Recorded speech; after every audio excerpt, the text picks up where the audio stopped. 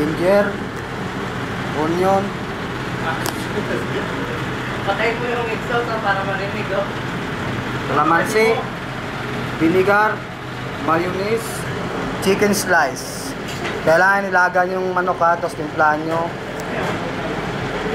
Kung kanya-kanyang diskarte lang ng timpla lang yan ha. Yan ay tinatawag na chicken kinilaw. Specialty ni Ranel yan. Tapos mimix nyo. Lagay yung sibuyas,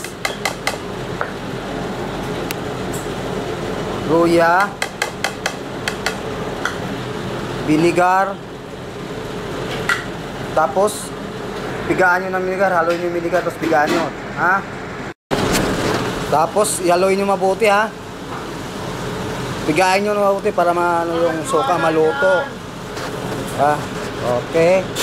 Tapos pinigaan na yan ha. Lagay nyo lang yung mayonnaise. Nabasa pa yung cellphone ko ha. Lalagyan nyo ng kalamansi. Tapos paglagay nyo ng mayonnaise, haluin nyo. Mayonnaise.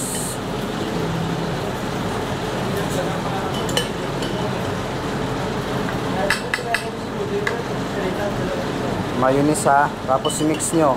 Tapos na. Yan na oh. Yan ang forma niya na.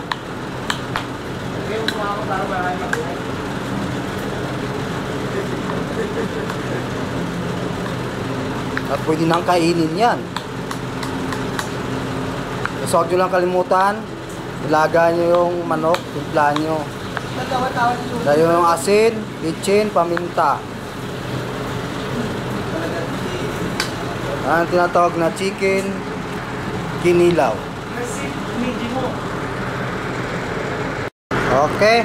Yan na. Tapos kunti lagyan nyo lang ng kunting sili. Para medyo wag lang masyado umangang.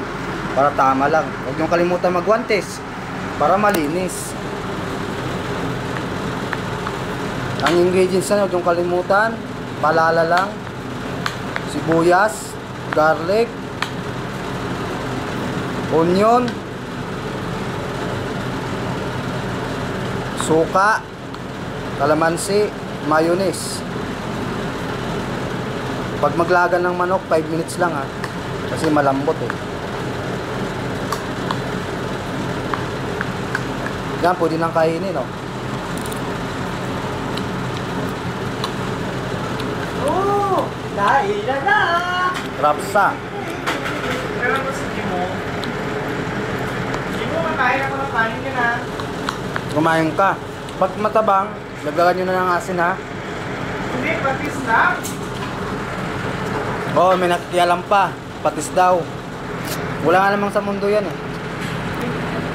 Okay, bye bye. Paalam. At sa muling pagkano.